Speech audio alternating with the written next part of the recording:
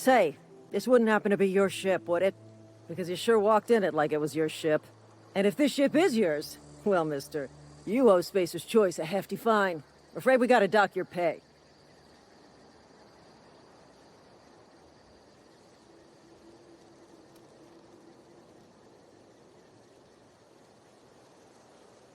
Oh, by the law. I'm so sorry. I had no idea we had an inspector coming. If you'd like to speak with my manager, I report to Constable Reyes in Edgewater. Edgewater's not too far. Just follow the road east of here, over past the cemetery. Now, if you'll excuse me, I need to inspect the crime scene before I make my report.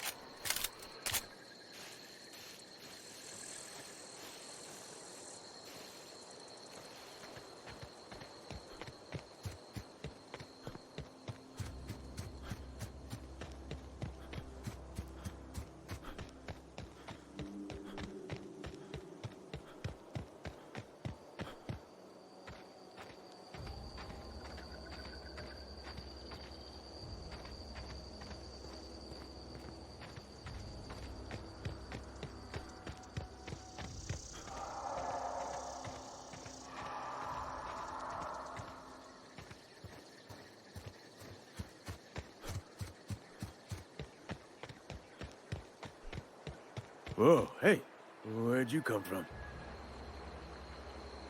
Don't...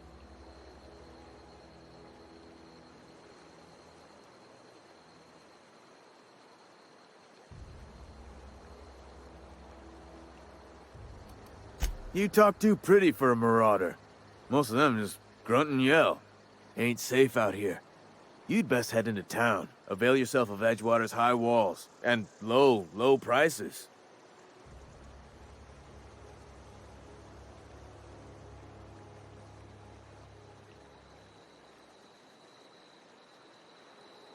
Pleased to make your acquaintanceship. I'd shake your hand, but I've been hauling corpses. You don't want none of that on you. Name's Silas. Junior in humor for the town of Edgewater. We're all part of the Spacer's Choice family. Definitely not the junior in humor, that's for sure.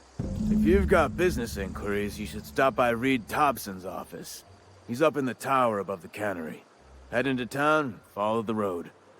Look, you obviously ain't a worker. What's your racket? You a smuggler? Freelancer?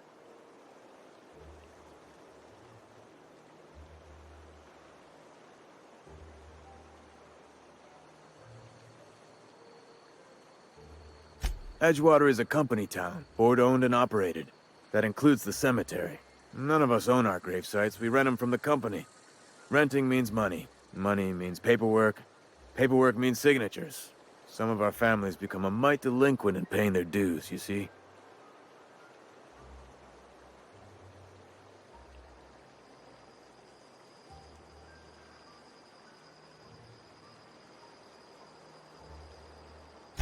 Four workers still haven't paid up. Phyllis, Conrad, Ludwig, and Martin Abernathy. He's a special case. You may want to twist his arm a little.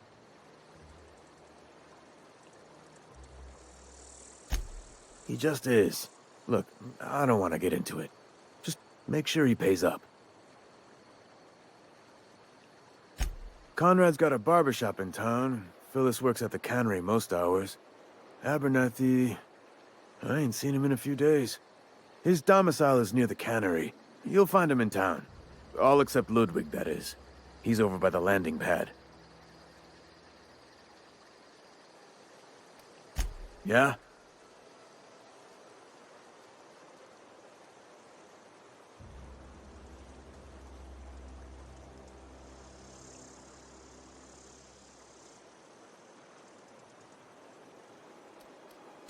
The colony ship? Are you talking about that old rumor? Some great big starship packed full of colonists what got lost in the Aether never to be found again? Ain't heard that one since I was but a stripling. Can't say it was terribly convincing far as rumors go. There a reason you asking?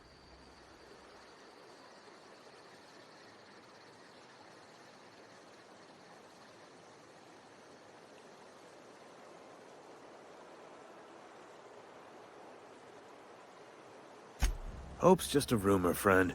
Ancient rumor at that. Maybe you've been out in the sun too long. Why don't you head over to the cantina? Get yourself some Zero-G brew. It's a brew that's good for what ails you.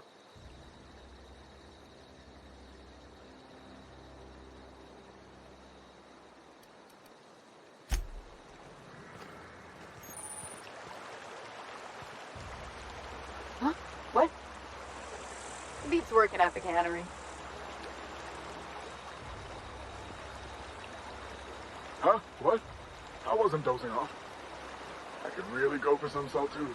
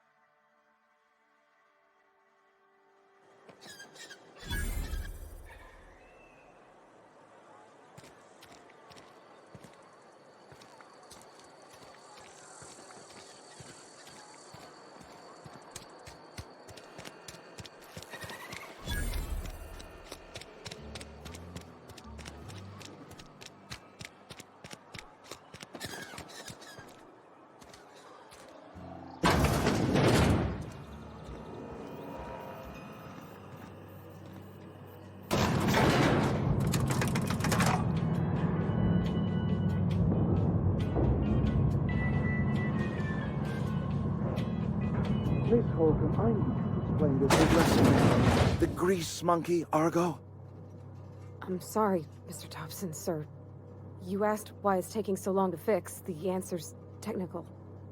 Don't apologize. Just try using small words for me. The can's bust open in the oven because she's set to cook saltuna, which isn't what we've got. Mr. Thompson? I think there's someone here to see you. Focus, Miss Holcomb. You and I are still talking. Let's start over. Walk me through the process. Show me where it's going awry. Well, sure. It's, mostly on account of what we're feeding into the mechanism. It puts food in cans. We have food, we have cans. Why won't it work like we need? She's expecting saltuna of a certain size. We're filling the cans with, well, not fish.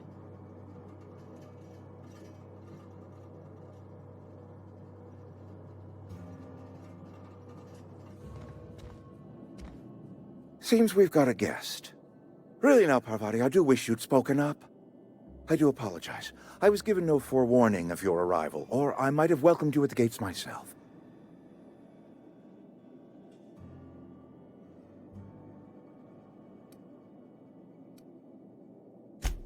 You were saying, Miss Holcomb. It's just what Bess needs is a proper refurbish. I can bandage her up and what all, but she's just old. Sorry, I'm sorry. I'll do better. And I do wish you'd stop referring to our cannery as Bess.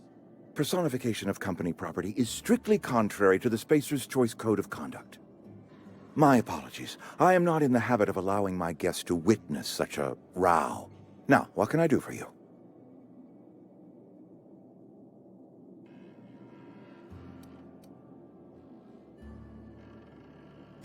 I'm Reed Thompson, Outpost Administrator. I cannot help but notice you are not in uniform.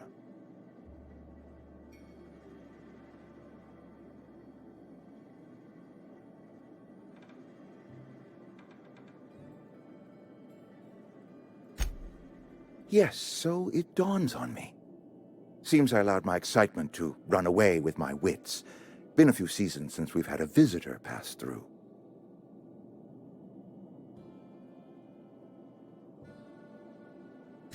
Only regulator we got is hooked up to the town transformer.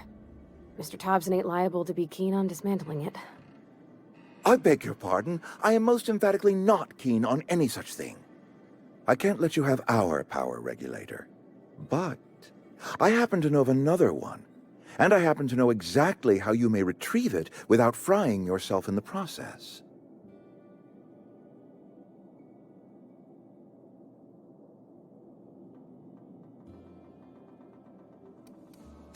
My proposition benefits the both of us. Please, hear me out. There's a power regulator in the old botanical lab. It's mostly abandoned, so all that power is being squandered. Go down to the geothermal plant. Reroute power from the botanical district over to us.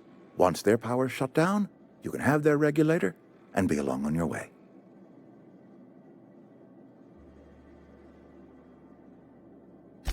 I was not entirely sure how to tell you this. The botanical labs are not legally inhabited, but there are people who live there.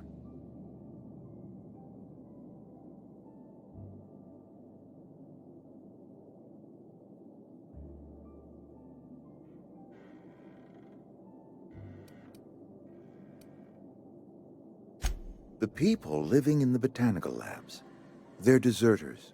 Former workers. I need them back at their posts. I need them to come home.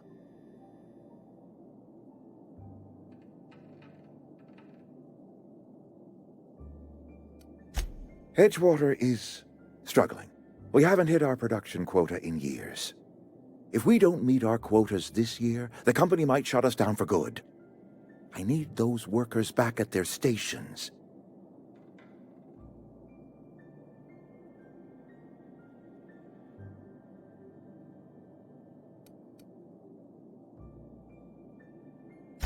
Neither do I. The fault was entirely mine. I pushed them too hard. My hope is that by cutting off their power, you will convince those deserters to come back to town. Before you go to the plant, I want you to stop by the botanical lab. Speak to their leader, Adelaide. Tell her the power's about to go, and that it's time her band of deserters came back to town.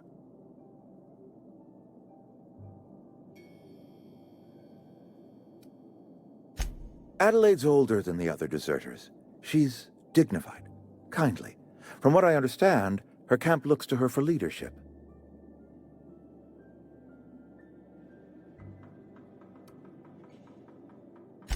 That is not a hypothetical I enjoy entertaining. We need Adelaide back. Nonetheless, I will settle for the return of her followers. We belong to one community, the Spacer's Choice family. If we dissolve into factions, then we will all perish separately. Adelaide will understand that. My dad told me all about the plant. Taught me all he knew. I could come in useful. I mean, if that's all right with you, Mr. Thompson. Sir.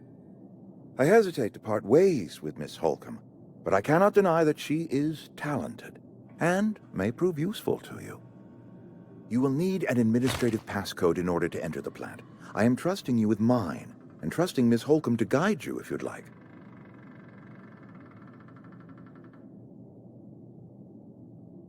Great!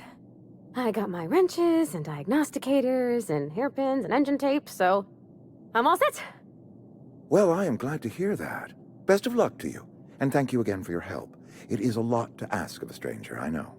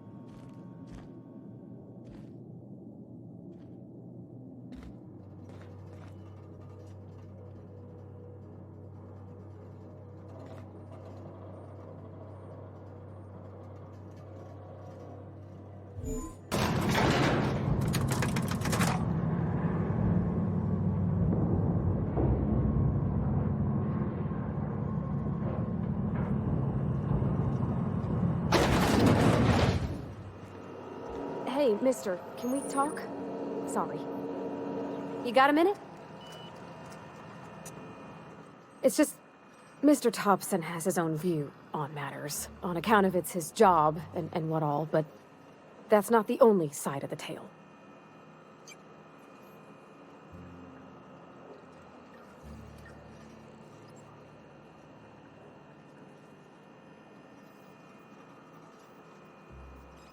Oh, he ain't a liar. He believes every word he says. It's just, he doesn't always get where other folk are talking from. To Mr. Thompson, a person's a gear. It does its job quiet-like. If it squeaks or stutters, it gets replaced. The deserters are decent folk. I knew some of them before they left.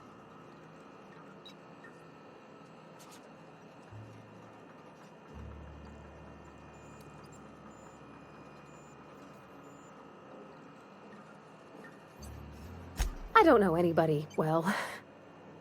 I mostly listen to them talk, kept my head down. There was a boy named Thomas who used to follow me around, asking questions about the stuff I fixed. He was real sweet to me. Not any sort of dissident.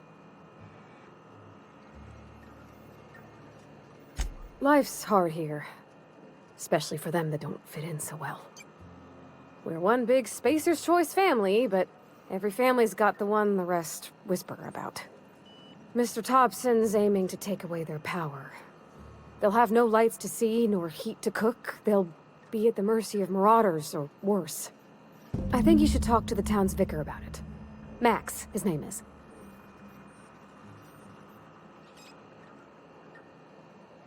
Thanks, mister. I just think when you gotta make a decision that'll hurt somebody, it's best to think on the right and wrong of it. That's what my dad used to say anyways.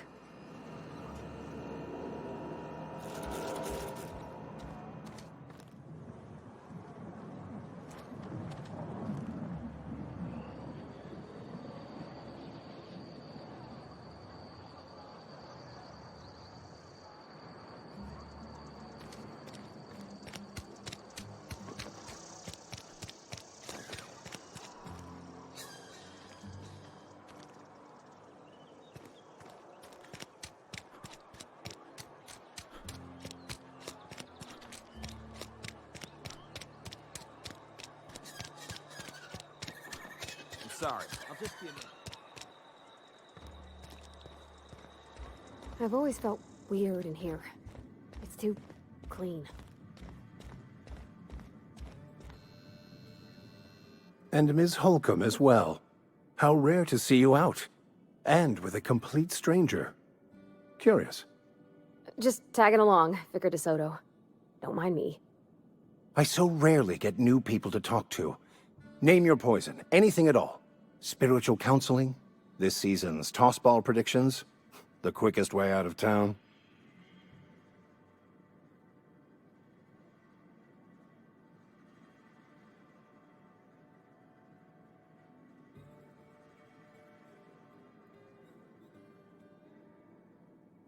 But what?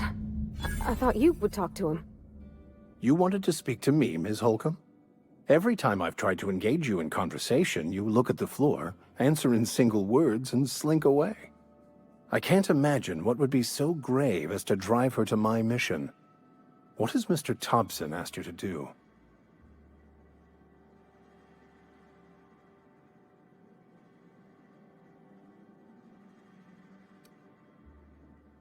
Depriving them of safety from the marauders and wildlife. I can see why that troubles you. Miss Holcomb has a soft heart. Always has, if you believe the talk.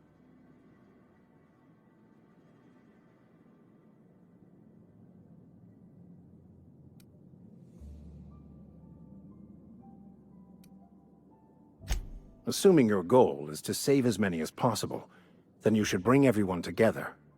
Send the power to Edgewater and convince the deserters to return to the fold.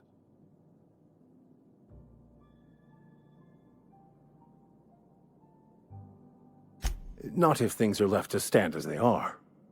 If you don't mind a bit of unsolicited advice, be cautious on your way to the geothermal plant. It is not as safe as you might assume. One of the reasons I transferred here was to fulfill my duty in hunting down banned heretical texts. I happen to know such a book is, as we speak, tainting a collector's library in Emerald Vale. However, the collector's residence lies outside the town's walls. My retrieval efforts have been thwarted by marauders who have overrun the property. Should you fare better than me, I'd pay a handsome sum for the book.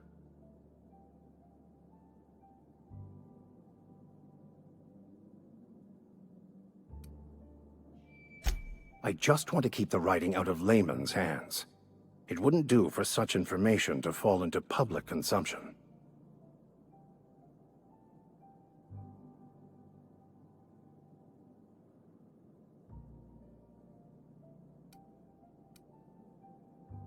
It's a handwritten journal, a faded blue cover with the name M. Bakonu handwritten in the lower corner. I'll mark where I saw it on your map. Assuming you're serious? It is not only a beautiful relic of a bygone time, it's also the thoughts of an early thinker on the nature of man's place in the cosmos. Not many in this colony could understand its true value, should they ever read it.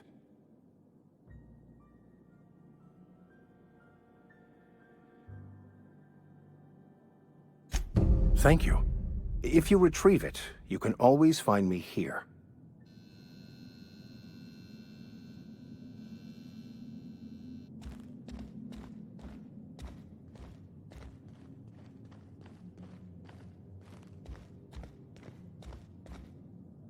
Hey there, Mary. Don't see you round here too often. Oh, I just came to talk to the vicar is all.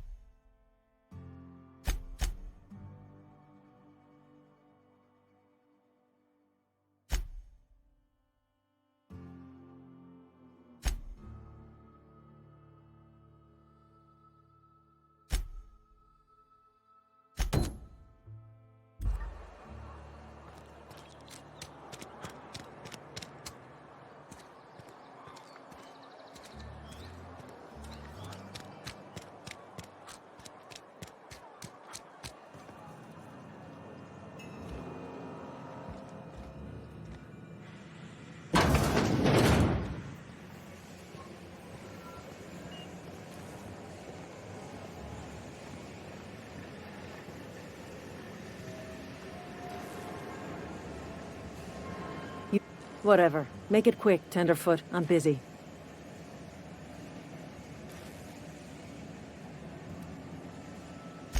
Shit. Silas still on about that. Here, take the fees. I'd appreciate it if you didn't tell Reed I was late on my payment. Because they're not my fees and not my gravesite. Guy I worked with shot himself. I paid the bill.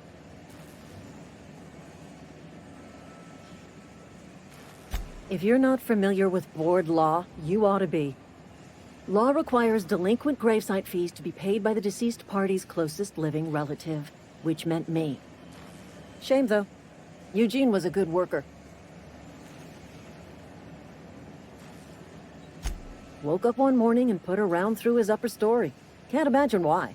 The kid was doing all right at his desk. We all thought he was an upstanding receptionist. Just between the two of us, I'm pretty shocked his weapon didn't misfire. Spacer's Choice handguns aren't the most reliable.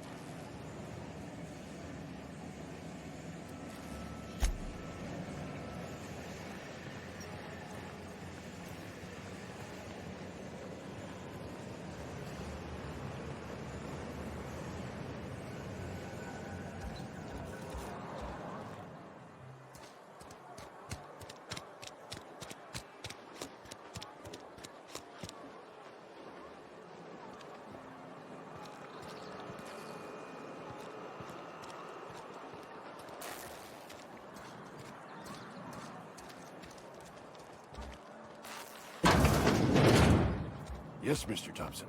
I'm fine, Mr. Thompson. Never been healthier. Oh, sweet merciful law! A marauder's in my domicile!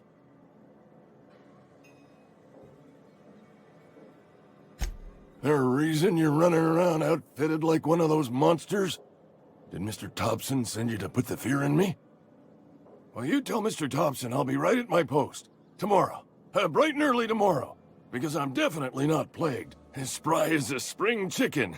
That's old Abernathy.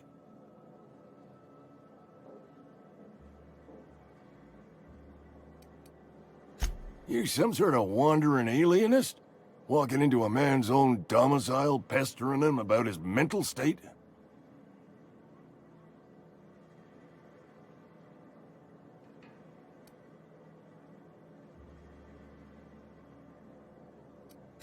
You don't know that. I could have been saying anything. Maybe I said vague. You know how words sound a mite strange when you're sick. Wait, no. Oh, damn it. Okay, listen. Maybe I am feeling a little under the weather, but I swear I'm on the mend. Please, don't tell the constable.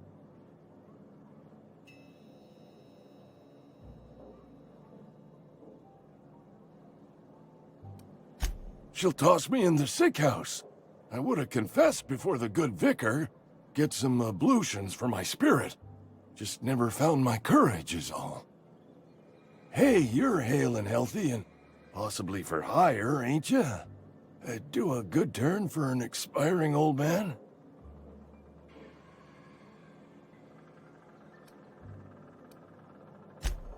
I'll scratch something together for you. Sell off some of my sundry at Moreau's if I have to.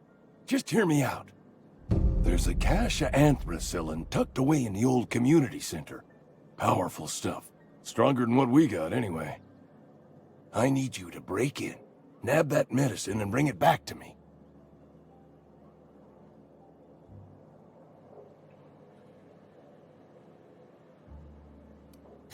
I'll do what I can.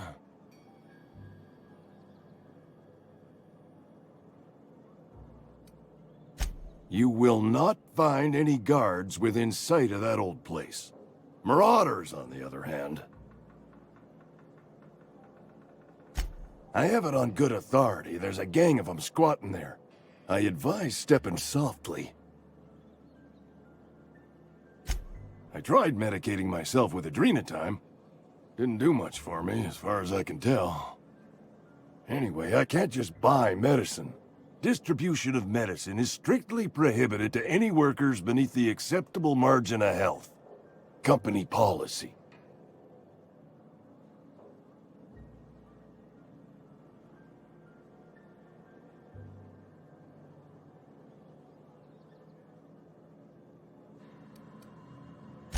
Tell myself the same thing every morning.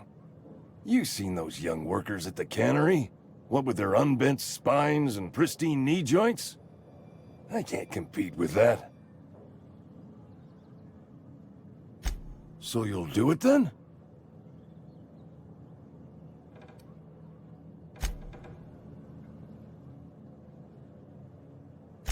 Silas knows, doesn't he? That's why he sent you. That's why he wants me to pay up. He knows. Look, I got my gravesite fees right here. See? I'm good for my word. Get me that medicine, and I'll see to your payment.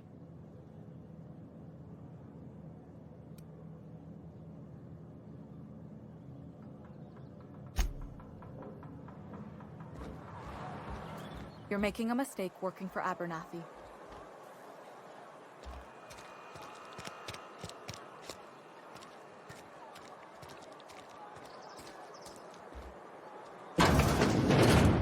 Oh, I cut my own hair. But Conrad sells real good disinfectant. Merciful law. Is that a marauder's outfit? I don't want you wandering into my shop wearing something you've lifted off a corpse. Please don't touch anything. Your hands are probably crawling with germs. Physical hygiene recapitulates moral hygiene. Cleanliness is next to lawfulness.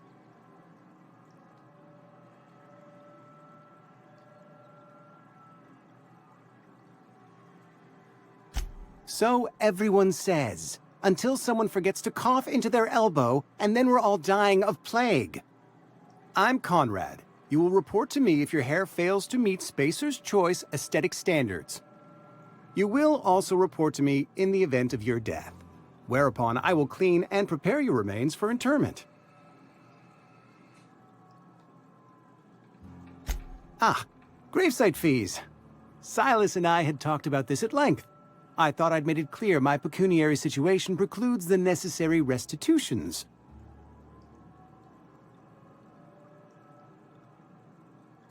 As broke as pie crust, friend. Bidless, indigent, destitute. I simply cannot afford it. I am a blemish on the prosperity of our fair settlement. When I expire, I expect Silas to toss my body into a ditch. With what? My own blood? Tell Silas I can't afford to pay. And that I fully expect to have my medical rights revoked for this dereliction. With my apologies.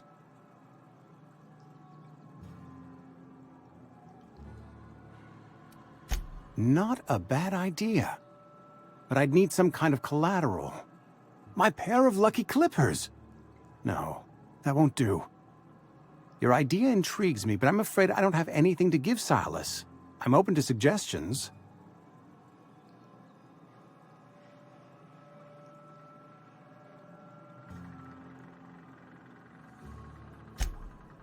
Much obliged.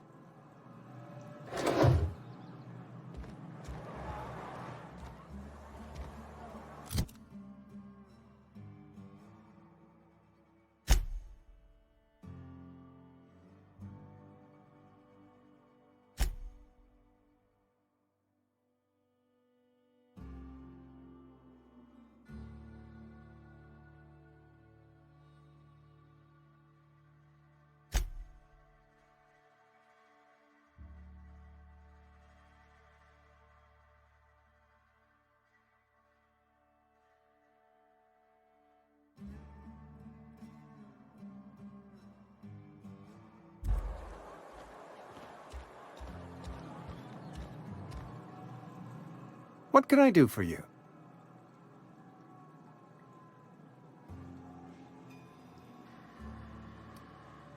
Go ahead.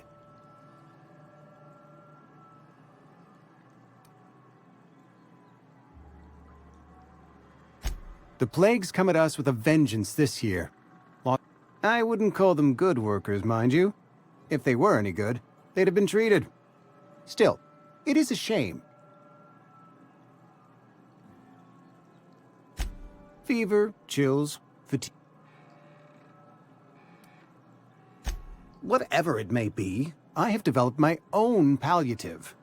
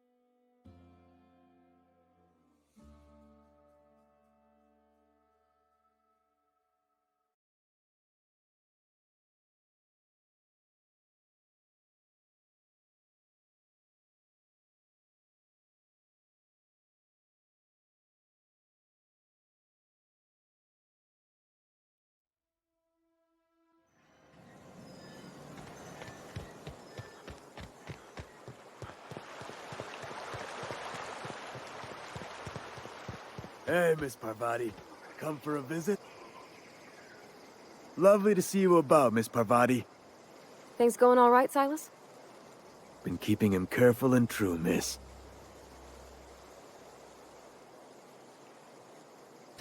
Best to ask her yourself. My dad's buried here. Silas watches over him when I can't leave the house. Oh. Well, thanks. Something I can do for you?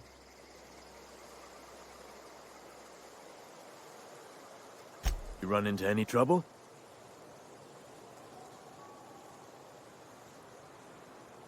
Conrad's barbershop is a yawning pit that swallows his every bit. I keep telling him he should cut a few corners, skimp out on the disinfectant. You gotta put the squeeze on Conrad. Find some dirt on him. Maybe check his back room. That's the word, extortion. Been on the tip of my tongue all day.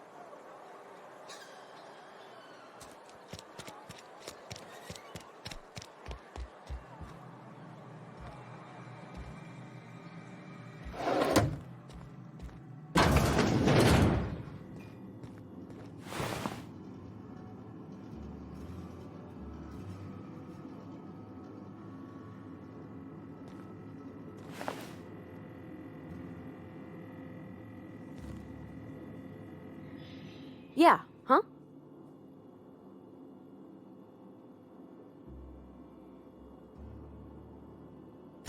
That's on account of how I never met her. She was in another division of the Spacer's Choice family. She worked in the Vale a few months, sorting the cannery computers. Her contract said any kids she had, expected or not, belonged to her office from the time of conception. So when I was born, I got sent here.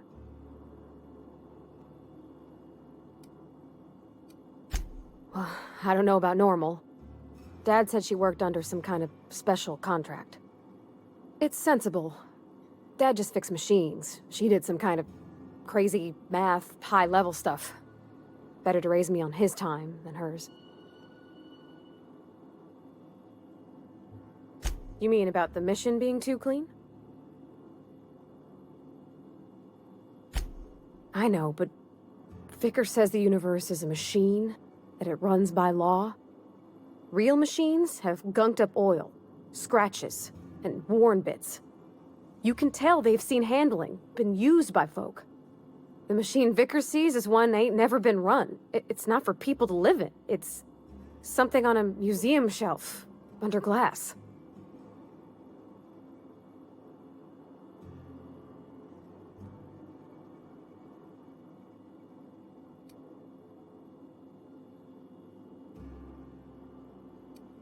Fixing the universe is a job for somebody way better than the likes of me.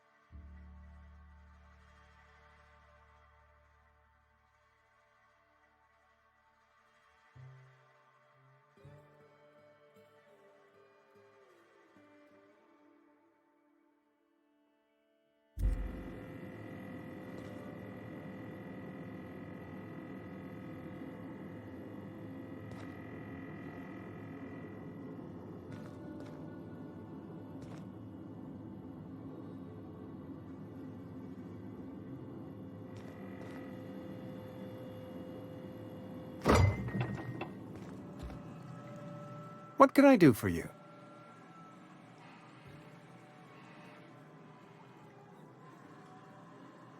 You know about Eugene? How?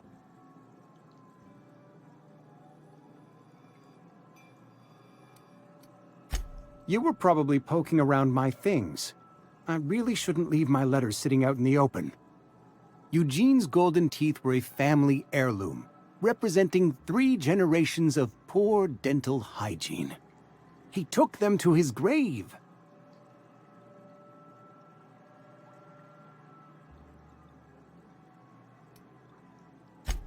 More than a few. Those teeth were his personal savings. I can't ask Silas to dig up a man's body and pry a few teeth loose from his jaw just to pay my bills. Can I? Are you asking rhetorically? Because if you're being serious... Ugh, gross. Desperate measures, Miss Holcomb. Desperate measures. I'm going to have to ask Silas to dig up those teeth.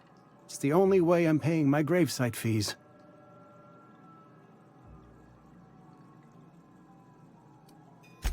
Here you are. Gravesite papers affixed with my signature and an IOU. Eugene was not a suicide. He put a bullet in his brain, yes, but that's largely a technicality. I was the one who prepared Eugene's body for interment. I discovered symptoms of the plague on his corpse, and I discovered medicine in his pocket. Lots of medicine. Eugene overdosed on adrenatime, which is known to cause psychosis and paranoia as possible side effects. The paranoia drove him to take his own life. We can all thank our lucky stars that young Eugene was hopped up on medication and suffered its predictable side effect. I included it all in my official report. I'd like to think I saved Edgewater a great deal of money. We never could have paid the fines associated with a suicide.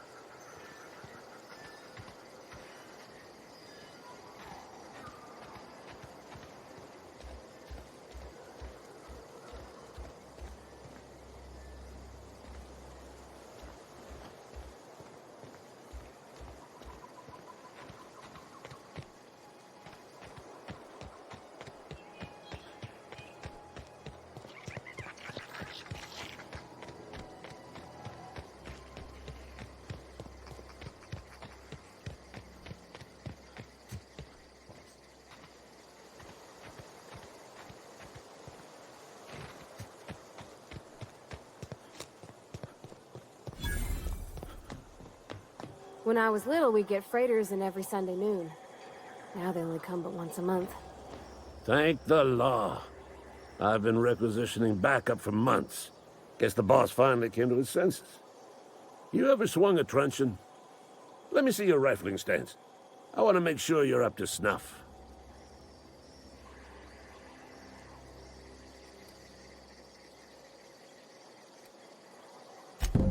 I told Silas I'd pay my dues if he agreed to join the Resistance.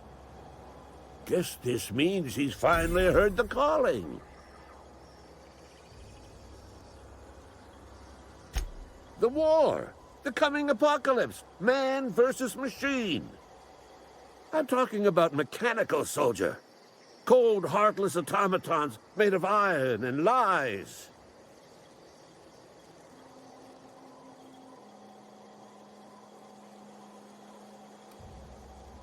That's right. That's what I've been saying. We gotta square our shoulders and stand ever vigilant. Ecto-mechanicals. Creatures forged in the fires of malevolence. I seen them over by the old power plant, clattering about, firing at the birds, orchestrating their uprising.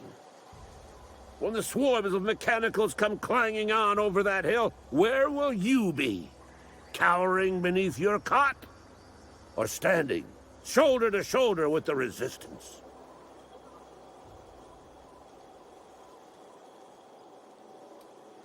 Go on.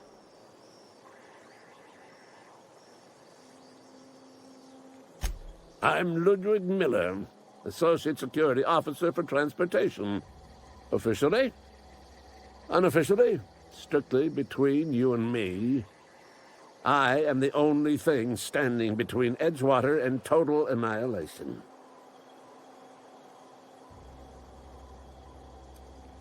Go on.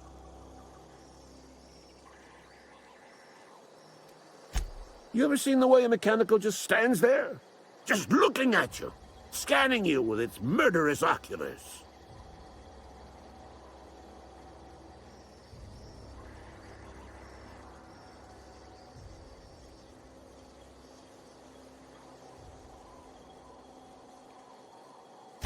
Mechanicals have been programmed to eliminate the human race.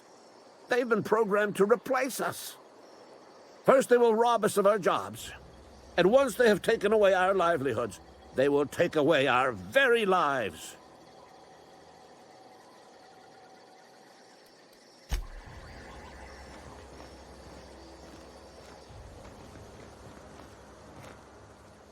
Colony ain't gonna liberate itself. The Resistance needs every gun hand.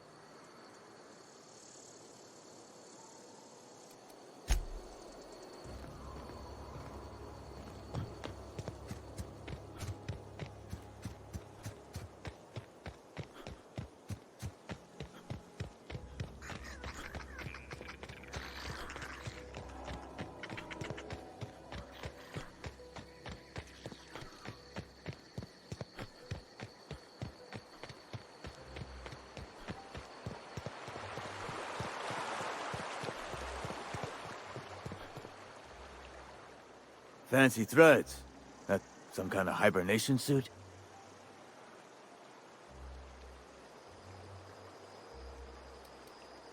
Yeah? What about him?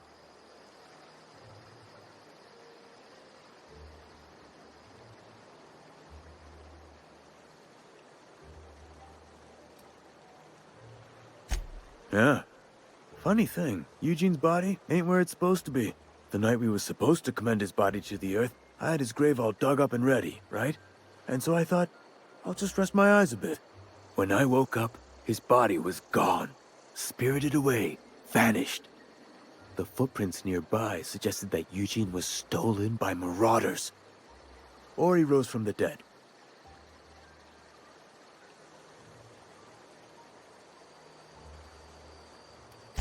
Suit yourself. What's on your mind? You run into any trouble?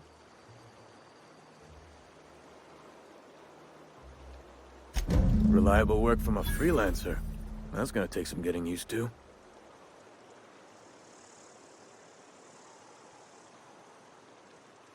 And I'll buy you a drink sometime. Oh, suppose you've earned it. One good turn deserves another.